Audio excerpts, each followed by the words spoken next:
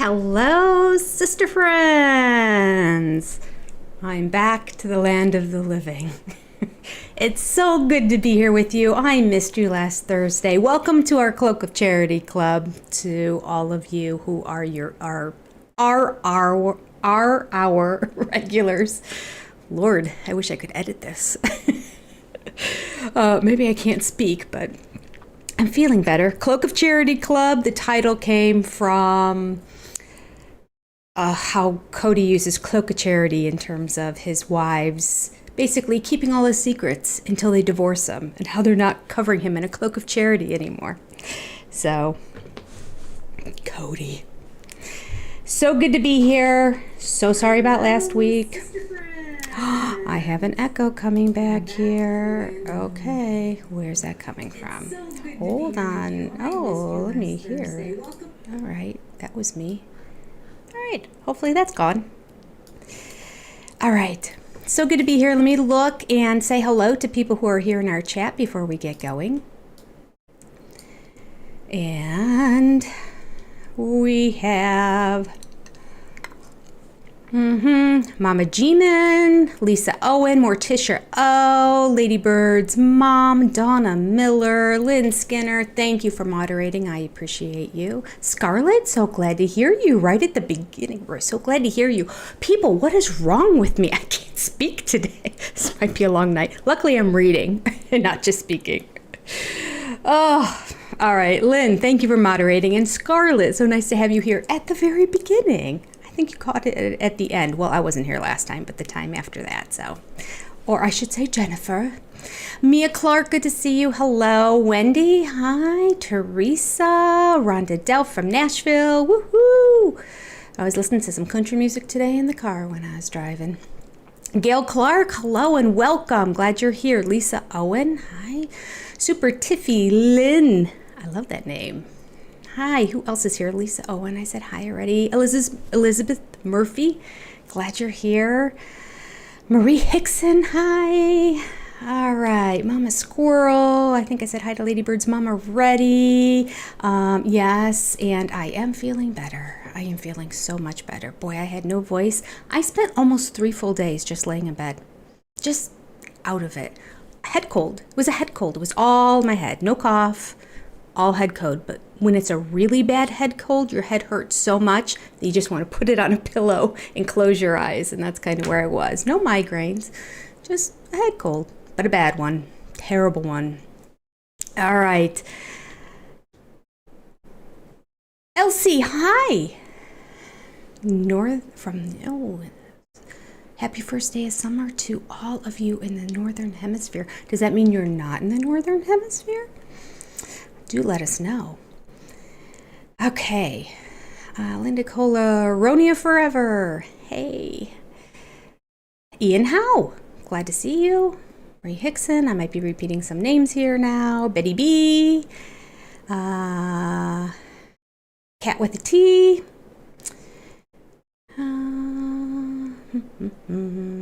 Cat with a TT, I should say. Ladybirds, yes, hi. Scarlett, you had it too? Your kids gave it to you last week?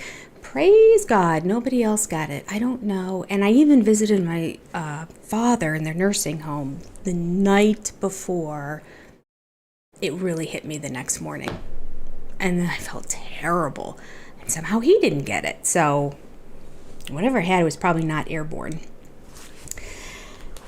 But, and my dad went home the next day from, I shouldn't call it a nursing home, I guess technically it is. It was a rehab facility. So he is home. So all is well with the world.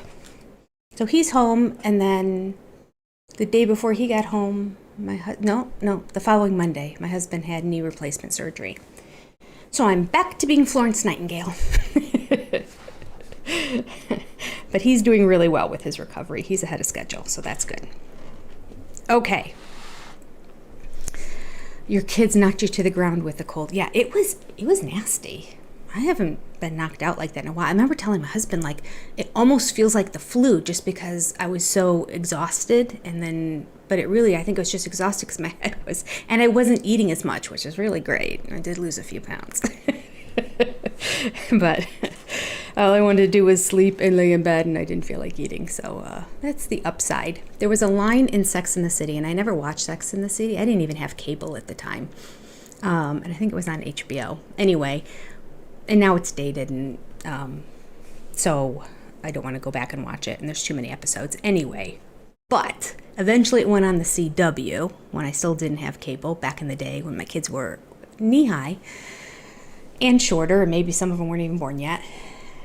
And I remember flipping through the channels, and I just got to this one scene where, I don't even know all their names. It's not Miranda, Carrie, where Carrie came in. I think it was her who said it. Anyway, they were getting together to eat, which I think they do often in like a cafe. And they were talking about how they were. And the one said, I'm doing fantastic. And I'm doing great on my weight loss plan. I am just one good stomach virus away from hitting my goal weight. I remember thinking it was a good line. It was pretty funny. I just need something. I may have told you this story before already, but there was one time when my son was sick. He was in like middle school age, and he was just like lay out flat on the couch. And he isn't a go. He's a movement kind of kid. And especially when he was younger, and he was out for the count. But he didn't have a fever, he wasn't vomiting, no diarrhea, but he had zero appetite. So I would give him something on a spoon, like I don't remember what, but I remember like, oh, maybe even like a bowl of ice cream or something. And I remember licking his spoon afterwards. Listen, as a mom, we'll pick up a pacifier and put it in our mouth and clean it off if we have to, right? By the third one, you definitely do. The first one, you would never. But by the third one, you do. And I just remember thinking, I want what he has. He's just tired and has zero appetite. And I never got it. I was breathing around him, hanging out near him in case it was airborne, licking his spoon, nothing. Oh, goodness. All right. Well, today, everybody, and I see more people jumping in here. It's so good to see everybody. Thank you for joining us. Golden X Boots. Very good. Glad to see you. We are reading chapter 14 today. We are getting near the end, and I need to put that poll up in my community tab to see what we're going to do next. I remember one of the options was going to be, I think it was to watch that the Baldwin show, but I'm pretty sure after the last live, which was 2 weeks ago, I saw a commercial or people were talking about it, and it's not coming out for months, for a while. They're just like talking about it now that it's coming out. So that's going to be off the table in terms of one of the options of something we can do. And not that I'm really interested in the Baldwin's life. I mean, it might be kind of interesting to kind of follow Alec Baldwin. I know he'll take any job in the world to pay the bills. He won't say no to anything. I remember him saying that in an interview once too. He's like, I'll never catch up. I will just take every job that comes my way. So, and now with the whole lawsuit and all that, he probably thinks, can really use it. But his wife, Hilaria, I mean, you can't be a big fan. She's such a fake. But it might be kind of fun to be a little snarky on that show. So that's why I thought maybe we'd watch it. All right. And then there's other options out there. There's My Five Wives. We could kind of watch it live together and talk about it. It would kind of go a different direction. And by watching it live, it would mean you would watch it and I would watch it at the same time because I can't stream it on here, but I can tell you where to find it. One of those Tubi or one of those free channels offers it. So, okay. So chapter 14, Janelle, we are going to get going. Oh, we have our little housekeeping at the beginning I forgot to do. This is what happens when you take a week off, people. I'm behind. Let me pull it up. What are all my little notes that I normally say? 1, you all saw the rules when you came in. Be kind to each other. Be nice to each other. It's okay to be snarky. That's partly what we do. And it's even okay to disagree with people in the chat, but we have to be kind and nice about it, okay? because this is supposed to be just a channel where you go to relax and have fun and don't get stressed out because of the anxiety and the angst and the intensiveness of it. Okay, so we may or may not, if I cannot find my housekeeping notes, do housekeeping. I found them. Okay. Quick reminder, and some of these are going to go in the order that they always have before, but if you are watching this chat either live or on a recorded, at the top it defaults to top chat, which means they will get mixed up, and kind of the ones that get responded to in that keep showing up more often, and they're not in order. So if you want everything in chronological order as people are going ahead and typing it in, click on that little arrow next to where it says top chat, little caret arrow pointing down, and a pop-down menu will come, and you can click on live chat, and then everything will be in order. All right. I saw Lynn in the house already. I don't know if any other mods will be coming, but again, thank you. Thank you for moderating, because it's impossible for me to monitor the chat and read at the same time. I have managed to figure something else out. You know, it's an ever-learning process. We never stop learning, right? And I did just start this channel in November, so I feel like my first year is complete grace in my world. But I figured out how to rearrange my homepage so you all don't have to keep clicking on the tab that says live to find the past lives. And I meant to put the current one at the very top for like upcoming. And I had it there for a minute, and then it looked kind of funny, and I took it down, but then I remember thinking it would be best to just keep it there. I'm not sure if I put it back or not. But if you're going back to watch any of these old live chats, you can just scroll down now, and you'll see the current videos, and then you'll see the lives. They won't mix them together, but whatever. I suppose they do if you click on videos, maybe? Do they pop up in videos? They may. Okay. Okay, the chat will appear. Sometimes it takes up to 24 hours to appear. Sometimes within the hour it appears after the recording is done. That's just up to, I guess, how busy the AI computers are in terms of going through all the chat and making sure that there's nothing that violates YouTube protocol, if you will. This live chat that we have now is not monetized. But once it goes live after this, it will be. So the commercials will be put in afterwards, but if you're here live, if all things are working as they should, there should be no commercials here for you as you are live. All right. I think maybe last time is the first time I actually didn't get this question. So maybe people are picking up, but there will be people who see this live stream for the very first time. And they're like, why is she talking so much? I thought this was a book read. Again, in order to stay in compliance with copyright infringement laws, I cannot just read the chapter straight through. There has to be commentary throughout it. So we'll read a paragraph or so and talk about it. I'll talk to you in chat.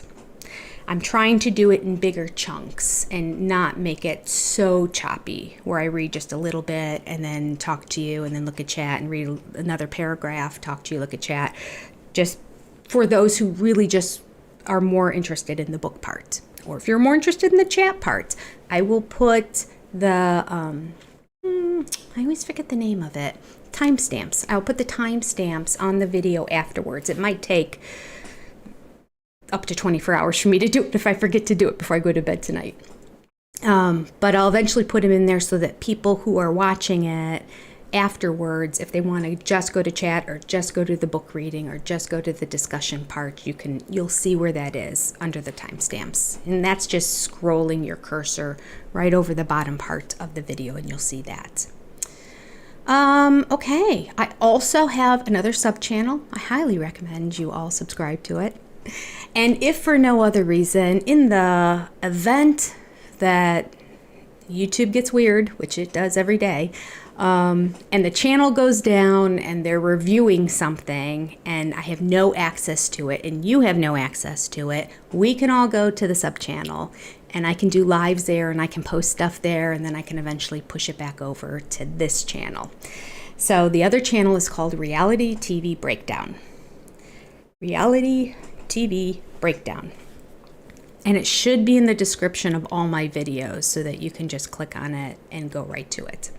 And the shows that I review on there are Welcome to Plathville, Seeking Sister Wives, and then I did The Traders and Vanderpump Rules as well. Not sure if I'm going to keep doing those, but I'll definitely keep up with Welcome to Plathville and Seeking Sister Wife because I feel like it's kind of in this genre.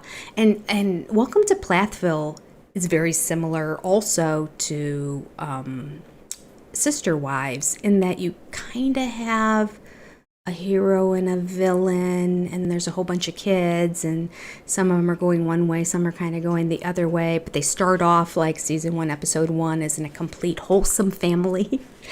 And then you start to see all the cracks throughout the seasons. And I believe there's only been 4 seasons, so it'll be really easy to catch up on it before the next season begins. I don't know when that's going to be, but I do know that sometimes Welcome to Plathville's popping up when I open up TLC.com on my computer. It's been popping up as an advertisement to go watch the previous season, so that leads me to believe that it'd be great if it was coming out this summer, wouldn't it? No, it's probably going to come out the same time as Sister Wives, and then I'm going to be crazy. All right. So that is our housekeeping, and I'm going to click it over to quotes. So we have our quote of the day to read at the very end. And I'll push that to the side. All right. Let me click on my... Okay. Married to You Love Plathville. Yay! I hope more of you watch it. I think it's really good. I really do. It has more drama. Like, I know I said I like My 5 Wives too, and I do, and I would love to sit and talk about it with everybody, but it would be a whole different kind of chat because I liked all of them. There was a little bit of drama to talk about, but nothing really significant. It was really more people who were doing polygamy the right way. Even though we keep saying it's impossible to do this. And I don't think I would ever recommend it to anybody. And I do believe they have their share of problems that they wouldn't have if they each had just their own husband. But the husband is the 180 polar opposite of Cody. Just a really nice guy who's very in tune to his wife's emotions and equally divides his time amongst them. Figure that. Who knew? That's how you can keep the family together. Oh. All right. Yes, keep posting on both. Okay, I will keep posting on both channels. Although right now, this channel is Sister Wives. The other channel is everything else besides Sister Wives. Okay. Okay, Super Tiffy Lynn. She watches Welcome to Plathville too. See, I'm gonna keep clicking on this and get you all to watch Welcome to Plathville. Scarlett got way too into it, so she just watches the reviews. If I had $1 for the number of people who have said that in comments under whatever given video, I love your reviews. I could never watch the show again. I cannot handle it. But I'll keep watching the reviews because I am curious what's going to happen. Which really surprises me. It does. I mean, I say kudos to you. I wish I had that kind of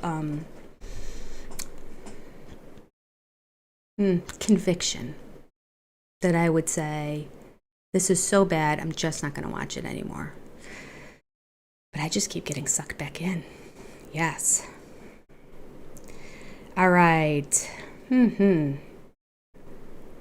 Aw, Scarlett, you're watching both of them and binging. That's awesome. Love it. All right. I watch Plathville illegally. All right, fine. Oh, how come that didn't pop up on the screen? Oh, there it goes. It's kind of tiny today, isn't it?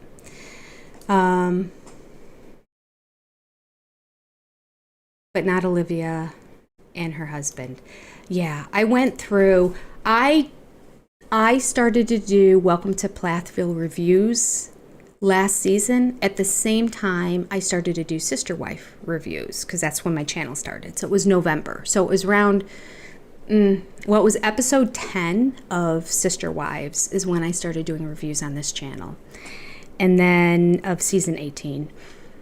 And I want to say that Plathville was a shorter season, so it ended before Sister Wives did. So there might be maybe 5 or 6 reviews of Welcome to Plathville at the very end there. But that's something we could do with Welcome to Plathville coming up. We could watch that together and discuss. That's a possibility too. Think about that.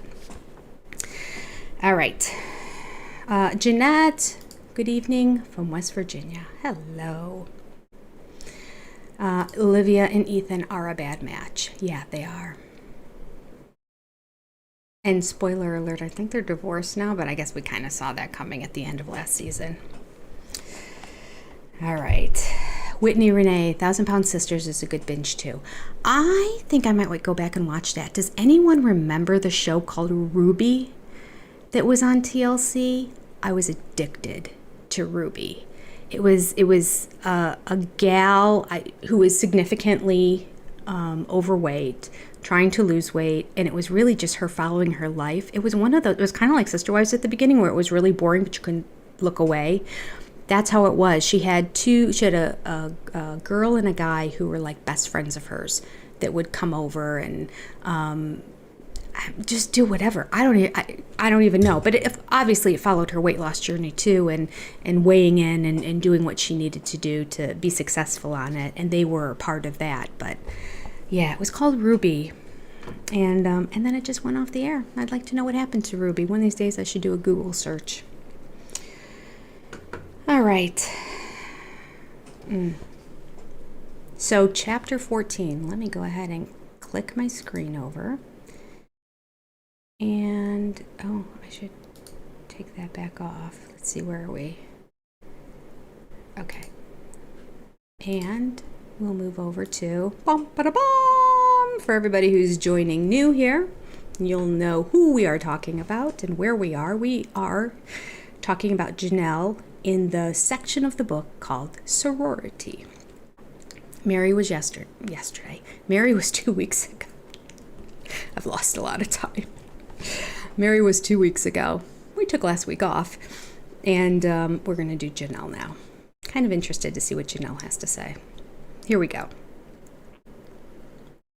Once I converted to the fundamentalist faith, I realized how easy it is to be a Mormon in Utah.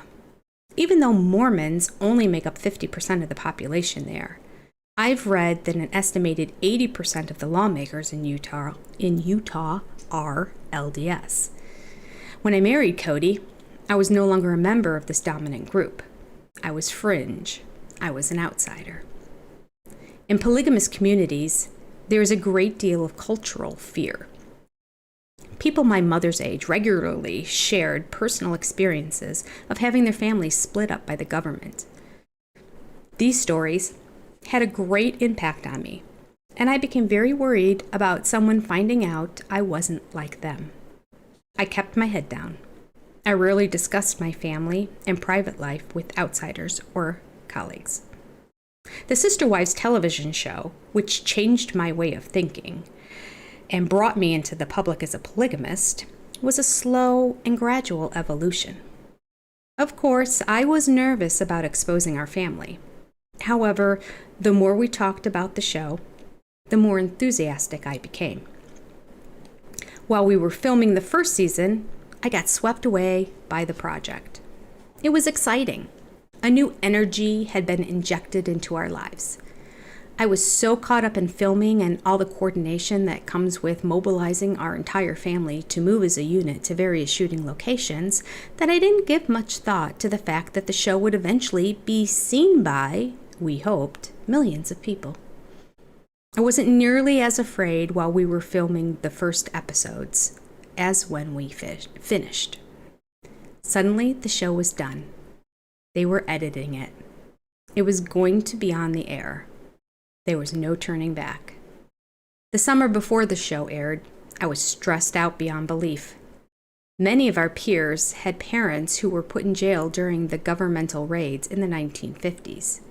There had been no recent raids on our communities. The raid in Texas was on an FLDS community, a completely different group from ours. But the stories in our cultural memory suddenly took on a new life for me, especially at 3 o'clock in the morning when I was lying awake in bed. I couldn't put my worries aside, even going so far as to seek counseling at one point. This annoyed Cody. Of course it did. He was just all giddy and excited about it all. Before the network announced our show as part of the fall lineup, Cody told me, "You need to think more positively. This is a positive thing for our family, our faith, and the world." I don't know how positive it is for the world. I mean, I think we created a lot of anxiety here, people. Oh, goodness. I tried, but I'm more of a realist than my husband. After my concerns about my family, one of my gravest worries was about my job. I'm completely career-minded, and working means a great deal to me. To make things more difficult, I worked for the government in a job that I loved. If there was any employer who would fire me, I was sure it would be this one. Let's stop there for a second. That's a very good point. Don't you think? All right. She worked for the government. I never made that connection before. If there's anyone that's going to fire you, it might be the government. But also, they obviously like Janelle, because who doesn't like Janelle? She's a nice person. I'm sure she's a great employee, very diligent, does her work, shows up on time, blah, blah, blah. She can stay late. Remember her saying her colleagues are like, "How come you never stress or anything if you have to stay late?" She's like, "I've got great babysitters." So it could go either way, really. It could be, I'm tied in with the government, and the government doesn't believe in this, so they have to fire me. Or it could be, well, they're just going to look the other way because they know who I am and what a great job I do, and that this isn't going to affect my working. Interesting. Okay. There was one other thing I wanted to point out here. I love how Cody was annoyed. He was annoyed that she went to therapy. You know what? That just goes to prove all those times he's gone to therapy, he's gone begrudgingly, or he's just gone for the cameras. So he's either gone because a wife made him and dragged his butt there, or he went willingly because it was something to film for TLC. Interesting. Surprised even all the way back then. He was against it. All right. I'm surprised she didn't say her biggest concern was about her kids. That seems like something Janelle would say, because I know the move was a very big concern of hers. And then the move again was a very big concern of hers, all about the kids. All she cared about were the kids. So, but at this point, I think they were all still in private schools, or maybe even the youngest ones were still getting homeschooled. I'm not 100% sure about that, but I don't think they were in the public schools yet, because they didn't go into the public schools until after Robin married into the family. Okay, interesting. Okay, we'll go on.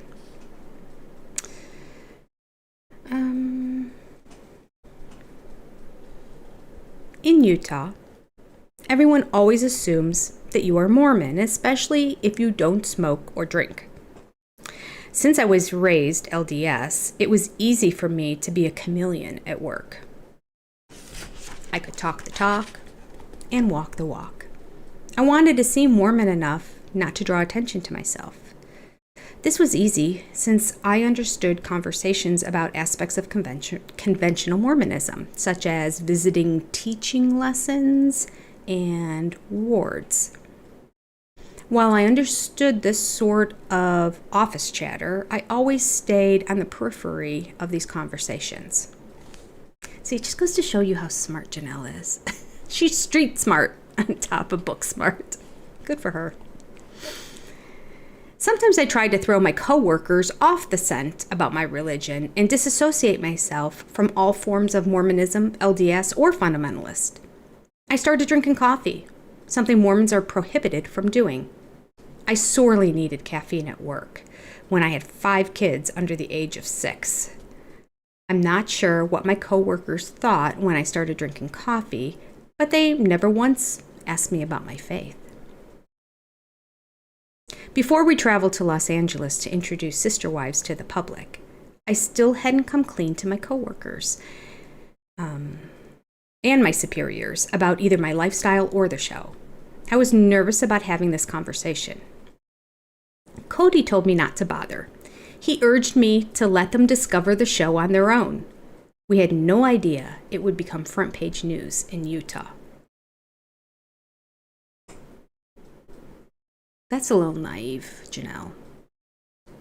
And all of you, since you said we had no idea. You're going to be on a nationally broadcast. TLC is a pretty big channel. I mean, it's not ABC or NBC, but like TLC is pretty well viewed. And I mean, I would believe it if she would have said, we had no idea we'd be on the front page of what publications are even out there anymore? Vanity Fair. They weren't on Vanity Fair. People Magazine. Or that we would be the lead story on Good Morning America. That I could see. Like we had no idea this was going to become such a national story. But to say you had no idea you'd be the front page of the paper in Utah, like you're polygamists. Okay. Let me go on here. It's not in my nature to share more than necessary. I believe that. But I felt that the ethical thing to do was to tell my supervisors the truth about the show and my family. I figured if I was to be terminated, I wanted to allow them to do it discreetly before Sister Wives began. Oh, that's good of her. Although Mary did the same thing, didn't she? Didn't we read that in the last chapter? Didn't Mary kind of let everybody know and they were all fine and cool with it until the show came out? And then they had like showing the police and all that. And then I know the center was also worried about having children there and the cameras following Mary to work. So, yeah. Scarlett said she did work for the Secret Service. Seriously? I was just throwing that out there. That was in the video, I think with my son, when I was trying to explain to him the basic premise of Sister Wives, of which there will be a part 2. My apologies on the delay of that. The second half, the recording was really bad and the lighting got worse. Like everything just went downhill fast. And I think part of it was because about the end of the first half is right when my husband was standing at the door and we just stopped and we're like, oh, we're recording this. You can talk to us. We'll just edit it out. And he's like, I've got Costco pizza sitting downstairs. It's warm. I'm like, okay, let's hurry up and end this. And it was going way longer. My son's like, Mom, remember there's Costco pizza downstairs. It's like one of our favorite pizzas. Okay.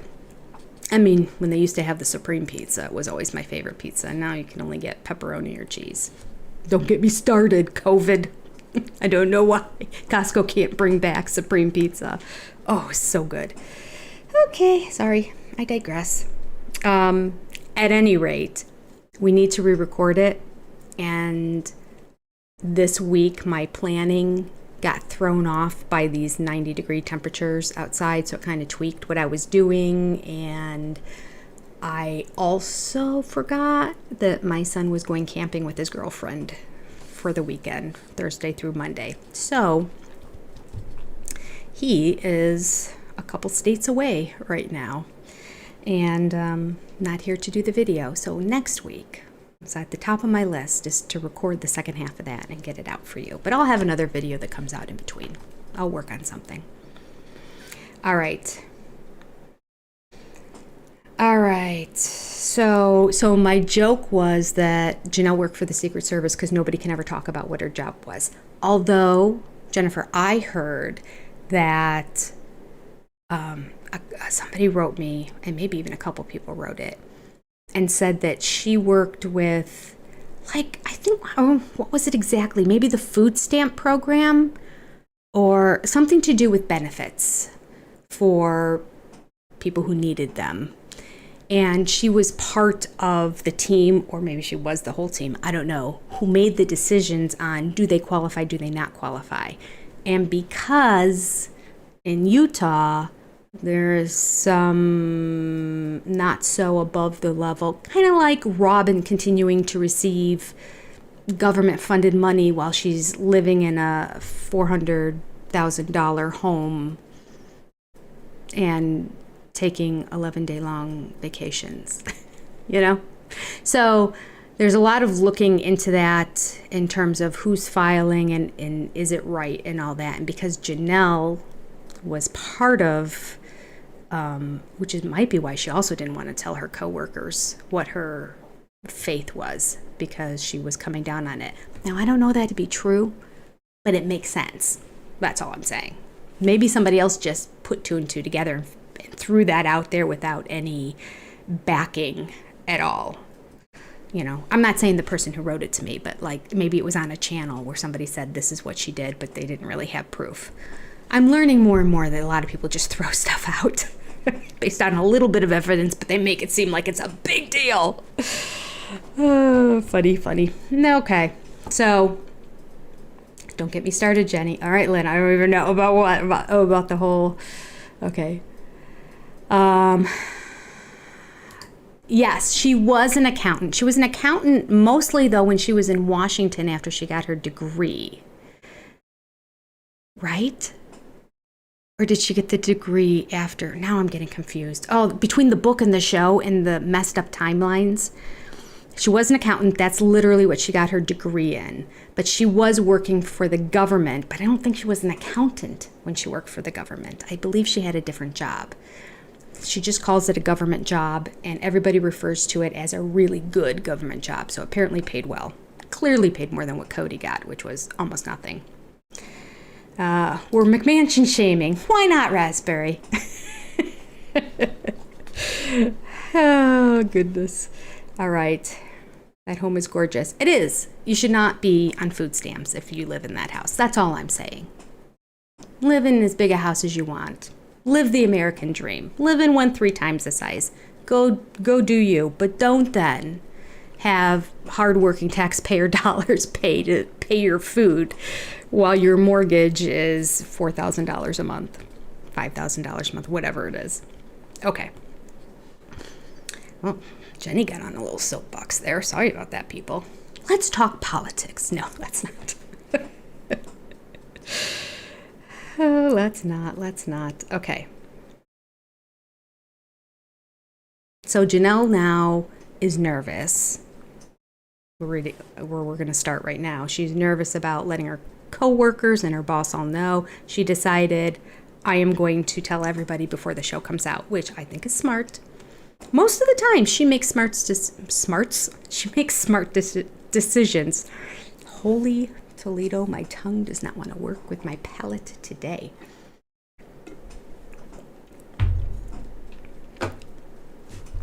Okay. One more week on this medication and then I can start drinking again, people. I'll be joining all of you. Okay, Janelle writes, I waited to tell them until the day before we left for California to announce the show to the Television Critics Association. After all, I wanted to keep my paycheck as long as possible. Again, smart. It took a moment for my bosses to get over their initial shock. Not only was I a polygamist, because I didn't look like one. I wonder what one looks like. I was going to be a public one. After we finished talking, they went to the Human Resource Department, to see what should be done about my situation. The people in human resources were very open-minded. They told me as long as I never mentioned my job, what I did in my private life was up to me, even if my private life was going to be on television. Okay. All right, people, there's our answer. The government job specifically gave her instructions. Do not speak of what your job is. I wonder what it is. Maybe she'd be a really good CIA agent. Okay. I was thrilled with this outcome, since I had been expecting the worst. Contrary to conventional belief, Utah is quite diverse. My coworkers were a mixed bag of races, religions, and sexual persuasions. When I came out as a polygamist, I was delighted to discover no discrimination at my workplace. As I see it, God loves everyone equally, regardless of lifestyle, religion, or race. Yes, preach, Janelle. I was glad to find that my superiors seemed to hold the same opinion. Despite everything, I was still unbelievably nervous when it came time to announce the show. At the Television Critics Association, we waited backstage while they played a clip from the show. After the clip finished, we were ushered onto the stage in front of a room full of critics. There was no going back. Immediately, a journalist from the Desert News in Salt Lake raised his hand.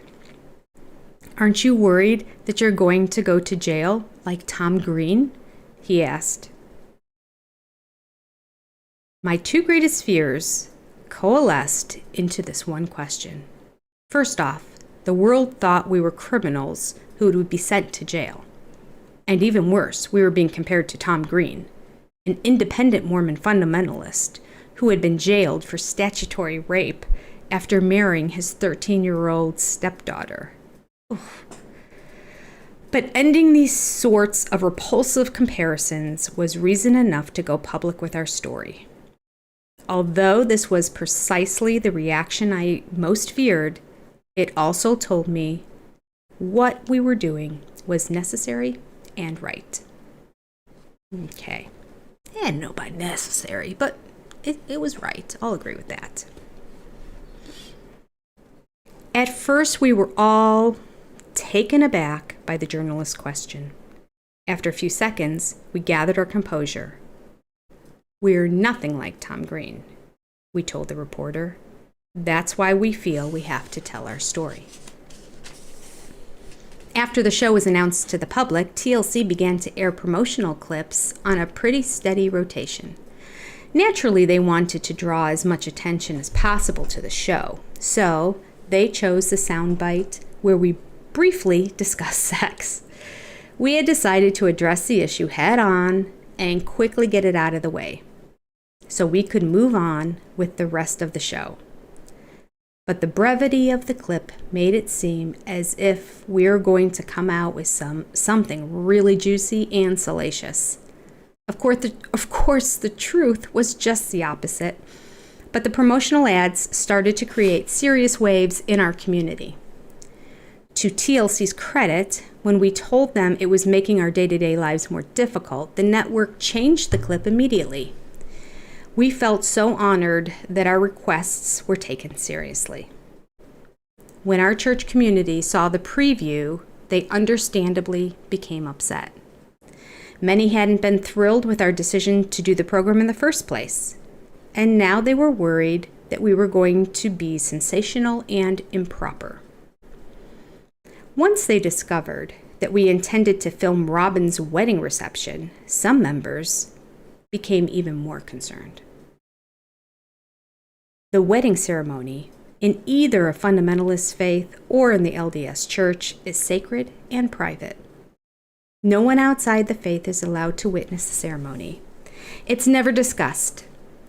The promo for our program aired shortly after the HBO series Big Love had filmed its sensationalized version of the temple ceremony.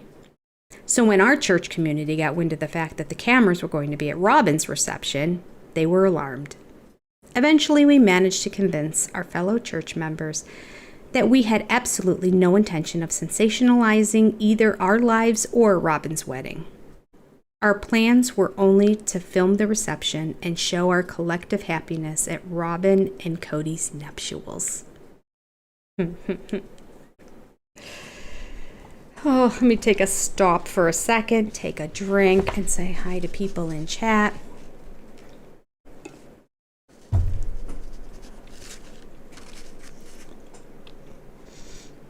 All right.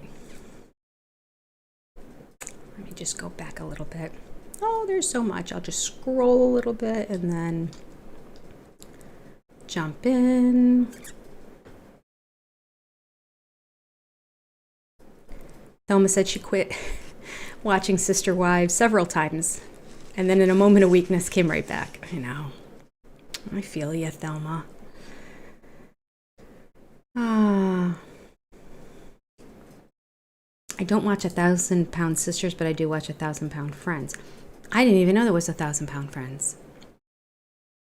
See, I've gotten to the point that I don't see commercials at all anymore. And since we stream on our television too, sometimes it's just as easy.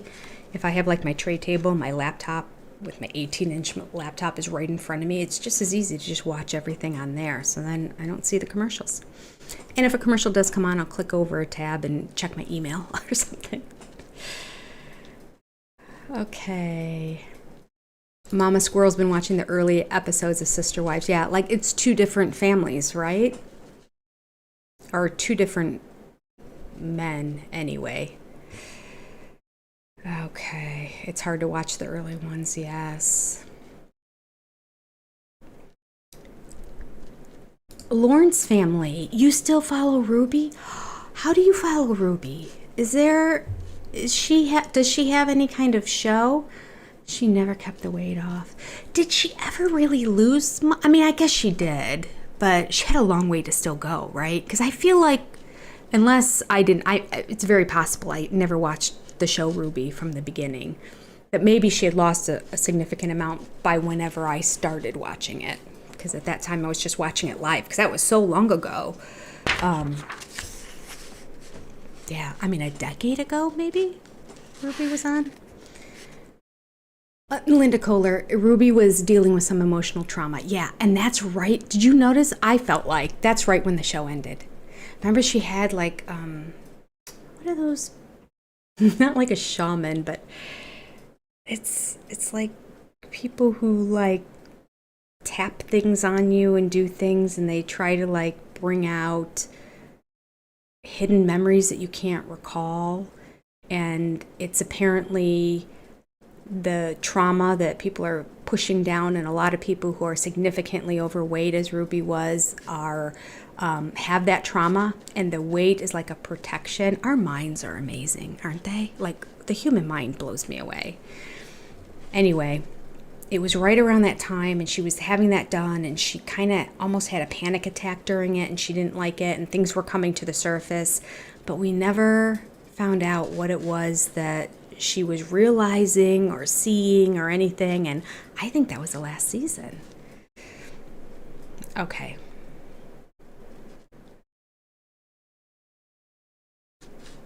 Oh, and Ian Howe says that she thinks that she was caught in a lie and the network dropped her.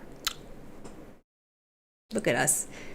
We're supposed to be talking Sister Wives, we're talking Janelle, and we're supposed to be talking Becoming Sister Wives. We're all like all into Ruby now. It was a good show. I mean, I thought it was a good show. I don't know. For whatever reason, I enjoyed always watching it. Because she was having little successes along the way. I think that's why I enjoyed it too. Like she was doing well. My hair is kind of doing whatever it wants to here. Sorry about that, people. She was losing. It wasn't significant, but like there were little bits, and so every time you watch it, it was like you were cheering her on. I just wanted her to lose more. Okay. Scarlett's going to travel to Utah on Monday. Hey.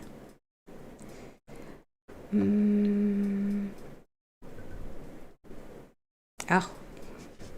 Now we're talking about Christine's childbirth, right, Victorious? Robin's trying to stall him to miss a childbirth. She's a nasty piece of work. Yes, and the cameras were right there, and they had this whole sneak out thing. I just saw that again the other day, and Cody was kind of giving her the eye to come follow him. I honestly think, I mean, she's just as bad for going out and doing this when her sister wife, future sister wife, she wasn't even married yet at the time, was in labor in the hospital. So Robin's completely wrong. But I see Cody saying, oh, I'm going to go. And she's like, do you want a granola bar? Do you want a sandwich or whatever? And Cody's like, no, I'm fine. And she's like, okay. And she kind of looks down and he turns around. And he starts walking backwards and he's just staring at her. And he gives her this look. And then he kind of like looks over his shoulder and he walks over to the door. And then she like drops everything and she follows him. Maybe that's the look of summoning her that he has in the house and why they need a nanny. I don't know. Anyway, I was always so down on her and still am. But now, just as upset with Cody. I mean, he shouldn't have left the hospital. He should have never left the hospital. That's a whole separate video, people. Should have never left that hospital. No way. And I do blame Christine a little bit. Okay, this is all going in the video, so I'm not going to talk about it. But why didn't she bring her clothes to the hospital if she felt like there was a chance? It was like kind of a regular visit, but not really, because they went to the hospital. And she said she wanted to have the baby that day. And I think she was at her due date or past her due date. So it was obviously a logical time that she could have been induced. So I don't know. I don't blame Christine nearly as much as I blame Cody. But I mean, okay. Okay.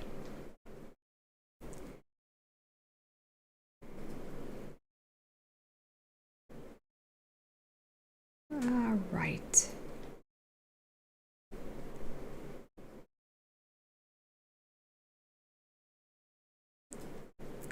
I'll tape it and send it to Jenny. Excellent. I don't know what you're going to tape and send me, but I'm here for it. My email.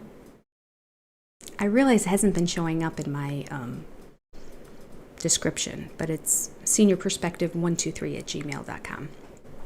I have to make a point to make sure it's in all my descriptions. Raspberry calls this our get-together, our Thursday nights, not only the cloak of charity, but the tarp of enabling. I love that. That's great. All right, I'm writing it down. That was good with Raspberry. Oh, goodness. The tarp of enabling.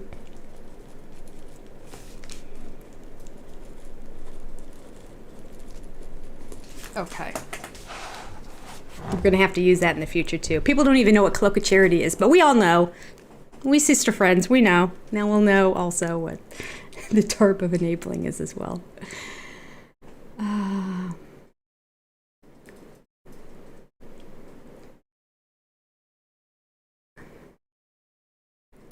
Ian wants to know if it's true that Mary really got fired after the show came out, or was that another one of their lies?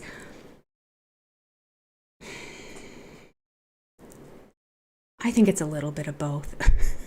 I think that, like, she told them about it and they were cool with it at first, and then it kind of became a bigger deal. And I really think that the firing had more to do with the fact that cameras were following, like paparazzi, not TLC. Paparazzi cameras, we saw them kind of like following the family on the show in the early seasons and being outside their house. That I think it was the nervousness of one of their kids getting caught on film, and so I think they were trying to protect their kids more than anything. Okay, people talking about Janelle's job. Will we ever know? Will she ever tell us? I mean, she should now. She's so far removed from it. There's no reason to keep the secret anymore.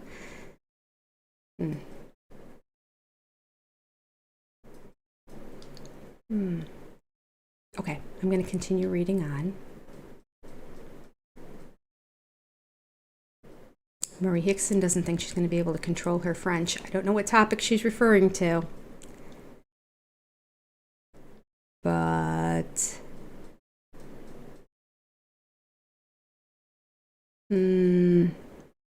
Kathy usually leads our French club. I don't think she's here yet today.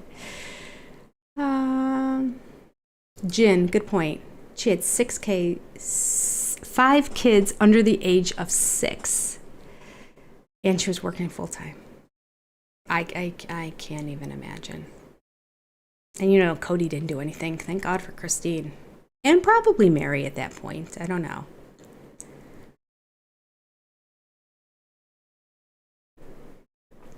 Janelle, according to Julianne, placed a lot of her identity in work and how that contributed to the family. She was very gracious and giving in that area, to a fault. So true. To a fault. That's why she is where she is now, because she just bought into the whole thing, hook, line, and sinker, but everybody else didn't. I mean, it would work if everybody did. But she's the only one that just believed, I'll just put all my money. And anyone needs something, I'll give you more of my money. No problem. I know it'll eventually come back to me. Never did. Okay. Okay. I'm going to continue on.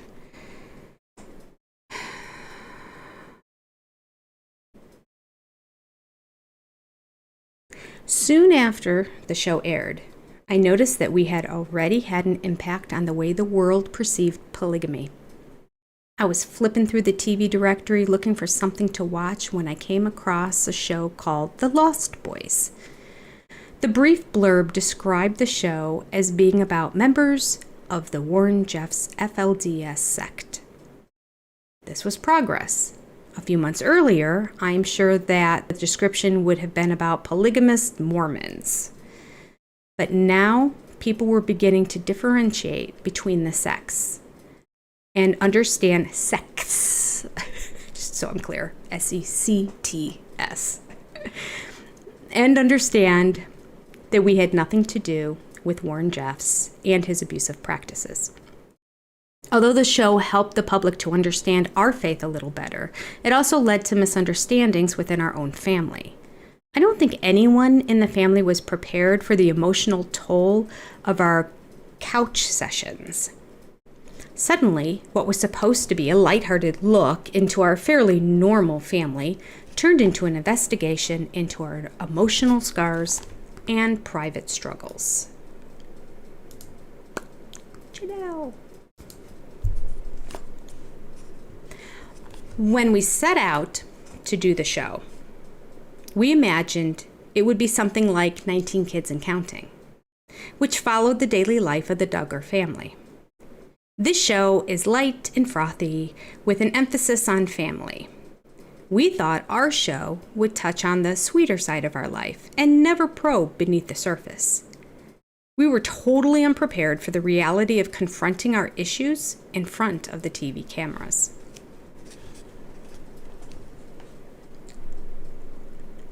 Part of me instinctually wanted to say that's very naive, but the truth is that is what 19 Kids and Counting was.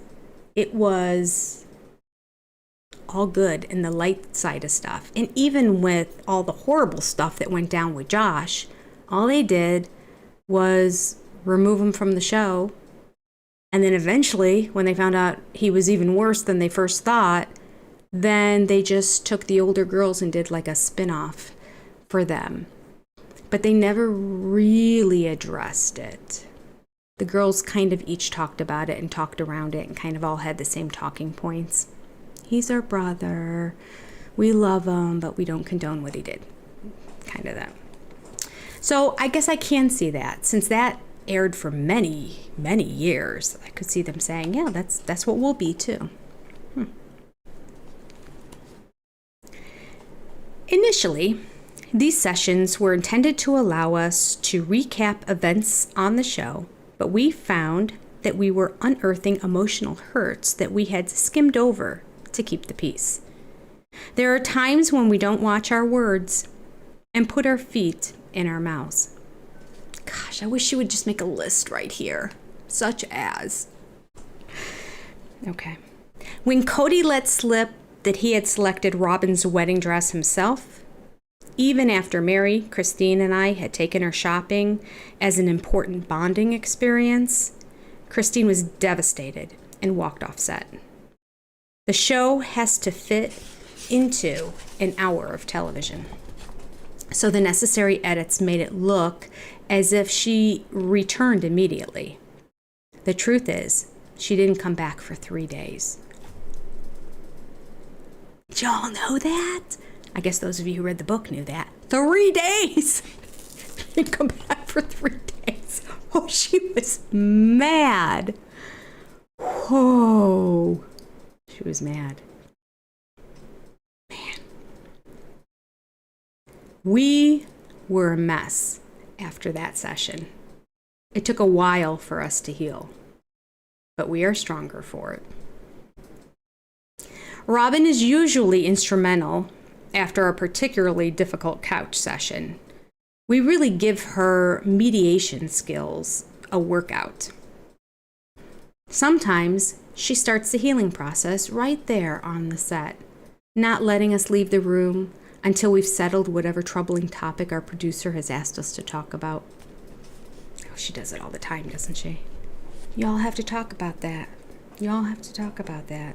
Wonder if they made her sit on the couch and talk about the whole dress situation afterwards. I bet she remained silent. If it took Christine 3 days to come back, clearly Robin didn't go iron things out and smooth things over. Okay, I'm going on. Sorry. Peanut section over here. Misunderstandings within the family are not the only problems that have cropped up in light of the show. The way the media perceives and treats us has been something of a surprise. Educated, intelligent people have made strange and off-color comments that have not just shocked us but offended us on a very deep level. When people hear the word polygamy, their minds often jump to salacious conclusions. For some reason, many intelligent Americans cannot differentiate between a healthy polygamous family and a man cheating on his wife, or even a harem.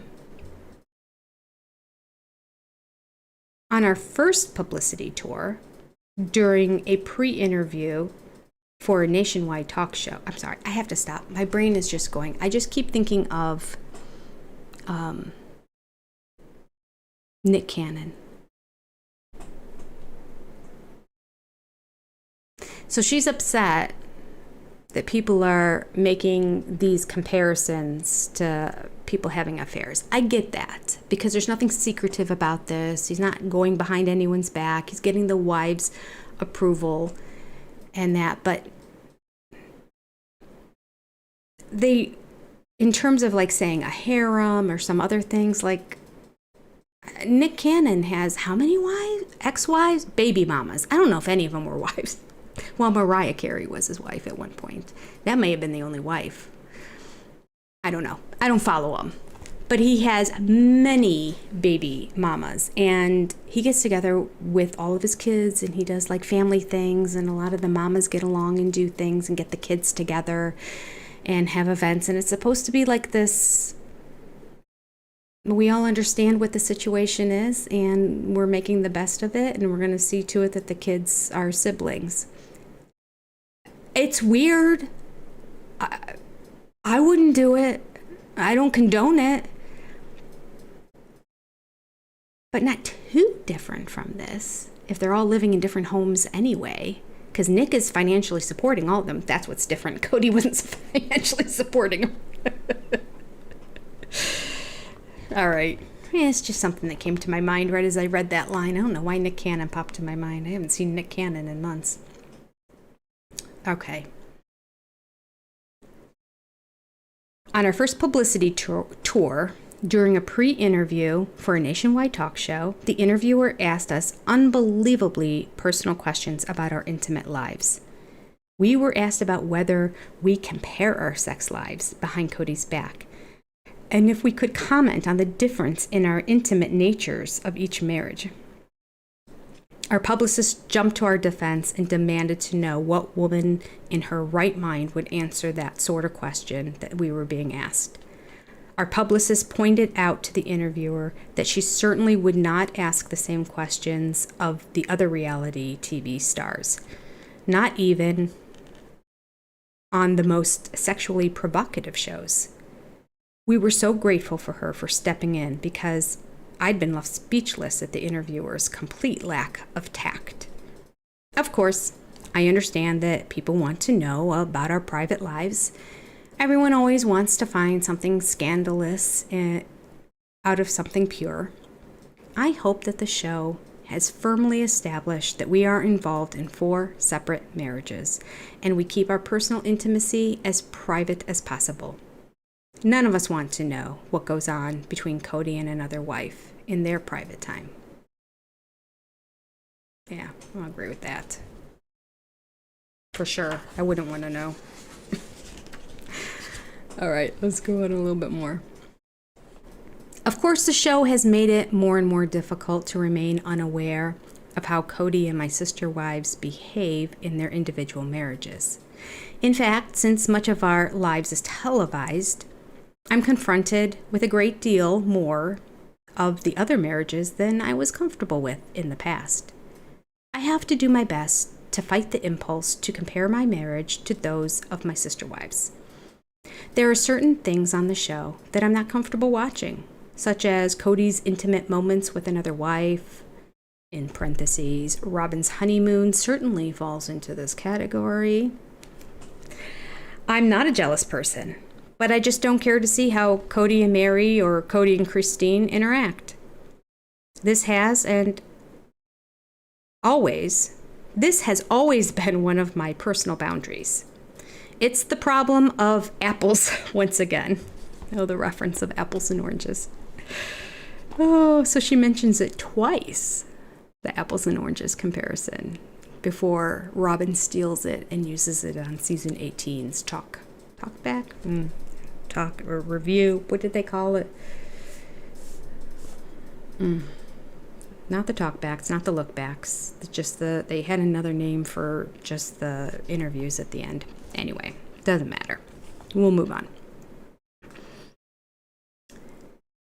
This show has made it necessary for me to find the security and strength to not want apples simply because someone else has them. If I want a pear, I'm going to ask Cody for a pear. I'm sorry. I'm just going to mark that because I meant to do a little video about that, so it's easier to find someday. And if I had $1 for every time I said I was going to do a video on something, I'd be a rich woman. Even though interviewers often tried to dig for something juicy and salacious in our private lives, for exactly the kind of thing that we never discuss, I enjoyed myself on our publicity tours. I love watching the behind-the-scenes effort that goes into our show. I enjoy learning about marketing and media and the business side of reality TV business. Since I handle the contracts for our family, I've acquired a lot of knowledge about the financial side of the entertainment industry, something I'd never imagined I'd come into contact with. Oh, she has all that knowledge and all of that. Oh, Janelle. I have always loved to travel. With 6 kids and a 60-hour work week for most of my adult life, wow, 60 hours, travel was put on the back burner. Once we began to promote the show, we were able to visit major cities as a single-family unit, something I never imagined would be possible. This freedom to be ourselves is undeniably liberating.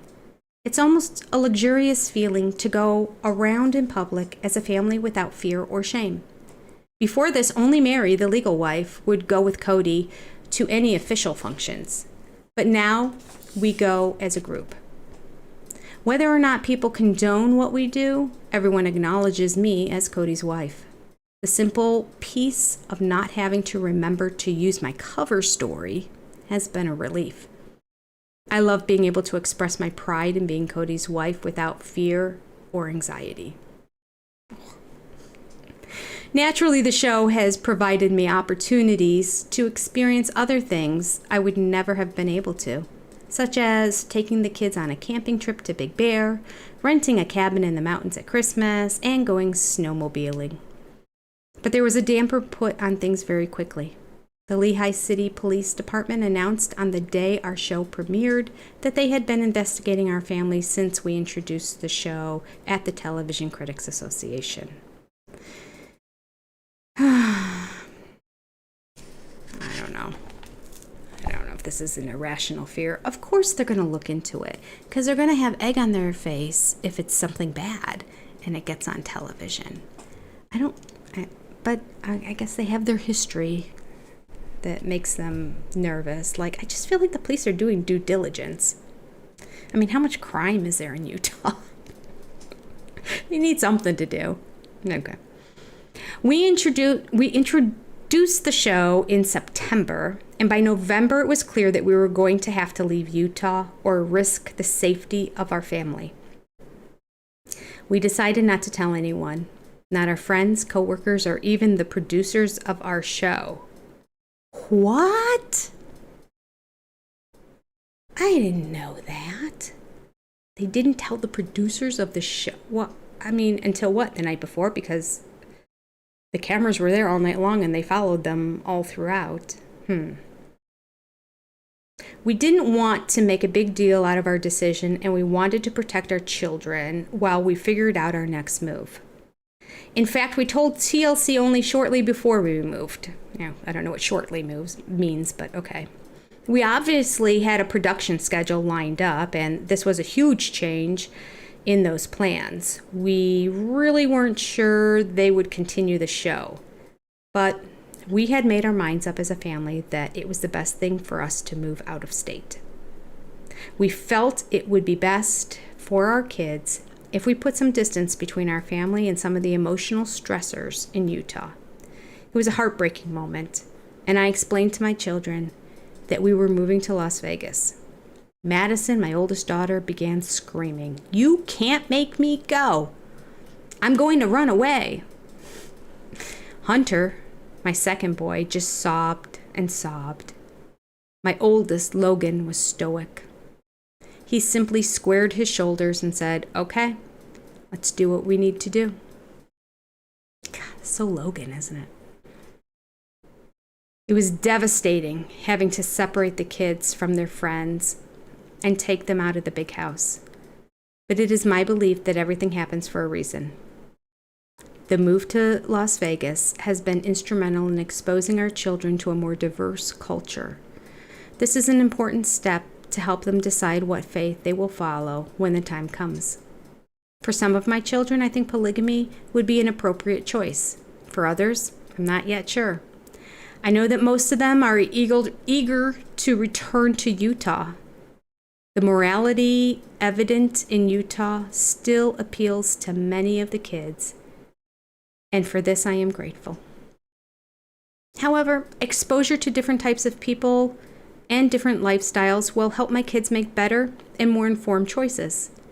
I'm sure when they are off at college, and the only thing I ask of them is that they go to college, they will look back on their time in Las Vegas, not as a trial, but as a period of intense and important growth. I have also seen some wonderful benefits for myself in the move to Las Vegas. Since we are living openly for the first time ever, I no longer have to censor myself and hide my home life from new acquaintances. I have a much richer and diverse social life in Las Vegas than I ever had in Wyoming or Utah. I no longer worry about people coming into our houses. In fact, I am always excited to welcome our neighbors, something I never imagined I'd be able to do back in Utah. Despite the fact that for the first time in my life, I have a much larger circle of friends, leaving Utah has also been a period of personal upheaval for me. Okay, before we go on, can I just comment? I don't understand how you can live in that house that really looks like a polygamous house and not think that anybody knew when you live in a community where polygamists reside. I just, maybe they were just that naive and they really thought they were pulling the wool over everybody's eyes. I mean, it would work here in Ohio. I've never heard of one polygamous family. The culture that's different in Ohio are the Amish. Other than that, nothing really. Nothing that isn't everywhere else in America. Never heard of a polygamist. It would be a big deal if polygamists were here. But in Utah? And there's all these different sects. There's the whole AUB church, but then there's all these other sects as well. I don't know if it's... I always found it disingenuous when I would read this kind of stuff, but I wonder if they were just that naive, that they thought nobody knew.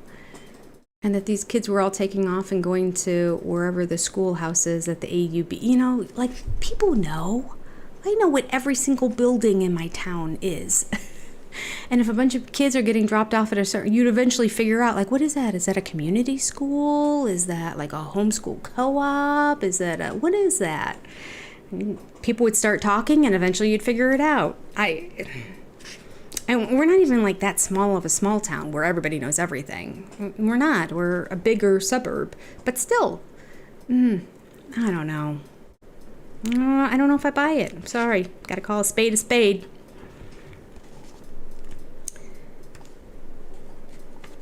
All right. Let's see here. I'll read just a little bit more and then check out the chat. Despite the fact that for the first time in my life, I have a much larger circle of friends, leaving Utah has also been a period of personal upheaval for me. Obviously, my government job didn't travel with me. I struggled through a period of unemployment, which was difficult for a gal who had always defined herself by her career. I did a lot of behind-the-scenes family administration, but it didn't take place of a full-time job. Cody and I, poor Janelle, she did a lot of the behind-the-scenes administration, and she probably had to continue to do all of that even after she got the job. And she had 6 kids, just saying. Cody and I had both more or less time together. Less time as Cody was spread thin between 4 separate homes, and more time because we were all looking for work. Cody and I really struggled with each other. When I'm yanked out of familiar surroundings, I often begin to question my place in the world and in the family. Not having a job for the first time in ages really shook me. I have always identified myself as a career woman, and now, for the first time in my life, I was a stay-at-home mom. Shortly after we arrived in Vegas, I found myself at the throes of a full-fledged identity crisis. I was miserable, and I took that misery out on others, especially Cody. I was on a veritable fault-finding mission. He couldn't do anything right. Every issue I ever had with him in the past began to bubble up and boil over. Our whole lives were in upheaval. I knew that in order for things to settle down both physically and emotionally, Cody and I would have to clean house, throw out the trash that had accumulated in our marriage, and move forward. But first, we had to hit rock bottom. I didn't know who I was anymore, and Cody was as lost as I was. We had to work to an even deeper level of honesty with each other. It was a very hard time. At one point, we even looked at each other and for the first time in our lives said, "Are we sure we married the right people?" Wow. For 2 weeks, we could barely be civil to each other. Being alone was unpleasant, to say the least. I was in a foul, dark place, and Cody, instead of trying to lift my spirits, sunk down with me. There was no sweetness and a little love. After 18 years of marriage, we were being downright brutally mean to each other. I knew that this couldn't continue. I didn't want our relationship to disintegrate. So one day, I decided to say something caring to Cody. He immediately responded with something loving in return. And that was all it took. Okay. I'll check out the chat. We can talk about this for a minute, and then I'll finish up the chapter. Those are really poignant words, I think, for everybody, whether it's with your spouse or it's with a child or a parent or even a friend. That sometimes you get in a relationship and it gets to the point that you almost don't even know where it began, and there's just so much animosity and hurt. There's so much hurt that you can't see past the hurt, and everybody can't see past their own hurt, so there's no meeting in the middle because there's always that feeling of they're not seeing my side. And so those are poignant words, because I have learned through my years, my age of wisdom, my senior perspective, that there are times in your life that it doesn't matter if you're right. It just doesn't matter. You just have to let it go and be kind and show love and move on. And just never expect the other person to say, I'm sorry. You're just not always going to get it. There's different people. I mean, a lot of us have different narcissists in our lives too. You know, you can't pick your family.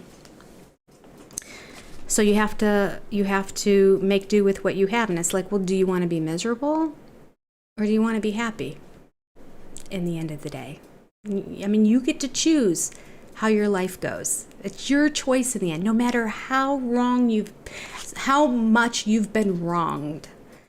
And no matter how right you are in a given situation, there are times, I'm not saying all the time, but there are times that you just have to look at it and say, okay, it's not worth it. It's not worth it. When you realize you're at a stalemate and it's a brick wall and there's no budging on either person's side, you just gotta let go. Let go to move on. And really,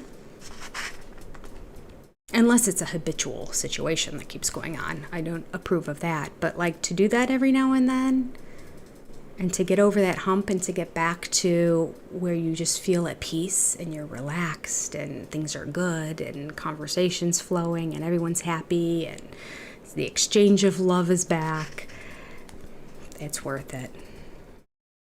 I'm reading a book called Unoffendable right now. I should have gotten the book. I didn't know I was going to be talking about this because I hadn't read this chapter ahead of time.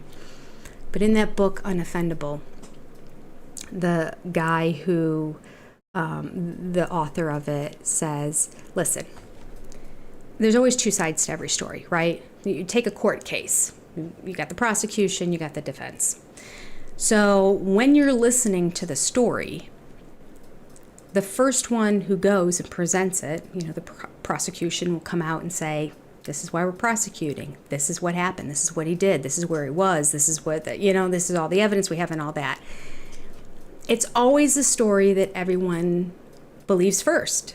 They finish and you're like, okay, seems pretty cut and dry to me, until the defense comes out and then they share their side of the story. He used the example. He said way back when People's Court, can we all say we all watched People's Court back in the day? My senior friends. Back with Judge Wapner. In one of the People's Court episodes, he said he remembered watching the prosecution was saying, okay, this guy, we went to his restaurant and he did this and he did that and he kicked us out and he went this and we have the, he was going on and on and on about all these horrible things this other man did. And he was watching the show going, well, that seems pretty cut and dry, until the judge said to the defense, well, what have you got to say about yourself? And they're like, we don't even have a family business. We did like a decade ago, but it closed years ago. So I don't know whose store or restaurant he was at, but it's not our family's. We don't own anything anymore. We sold it.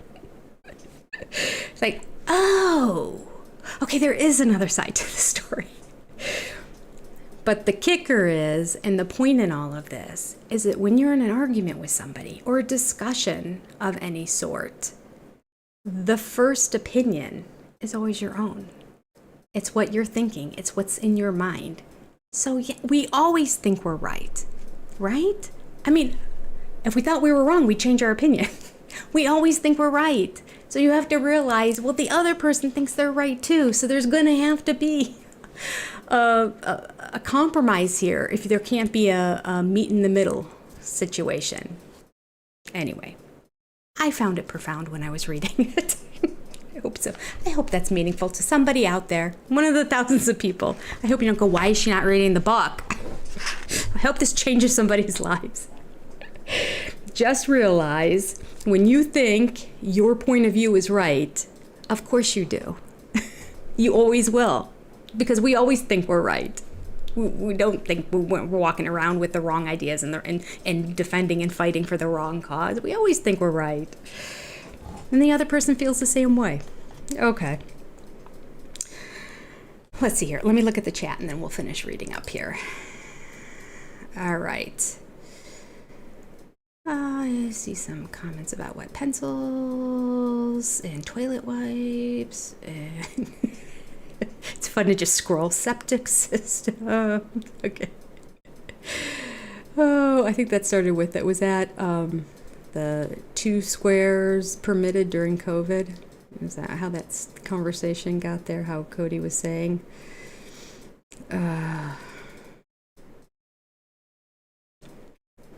Yes, Lynn brought it up. He told them they didn't need to use more than a couple of squares. Yep. And then he showed them how to take just the 2 squares and to fold them. And he was even going, wipe, and then you fold like this, and then wipe. Oh, so gross. It was so gross to watch him give the demonstration.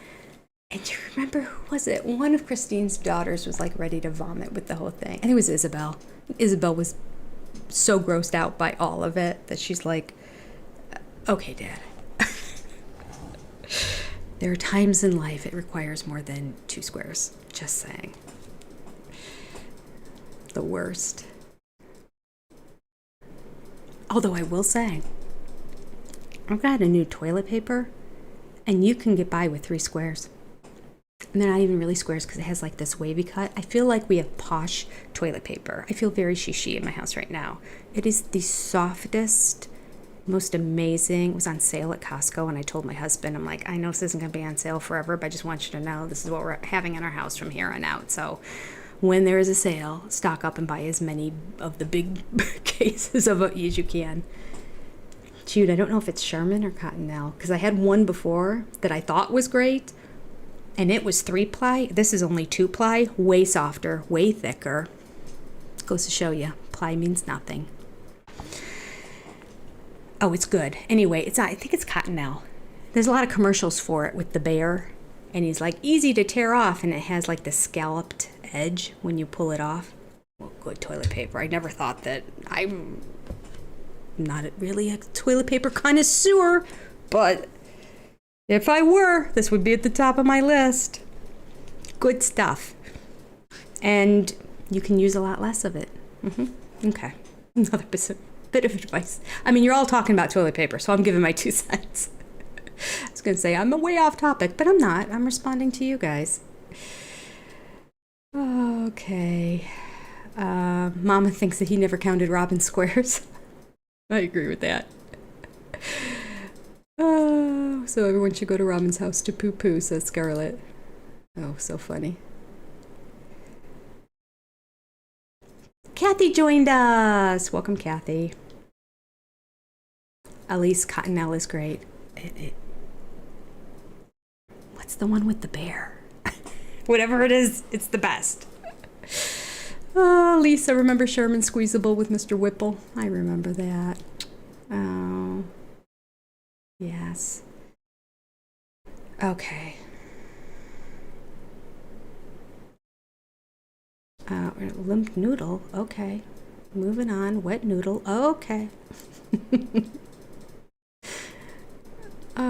Linda, I'm glad you joined us too. Good to see you.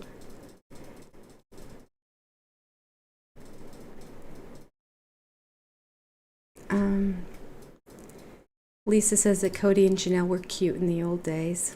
Yeah. Yeah, watching those early episodes.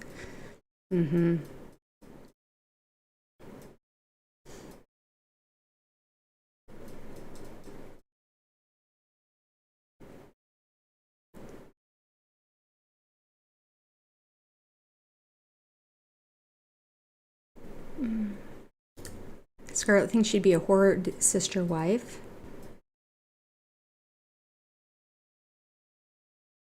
Yeah, I would too, actually.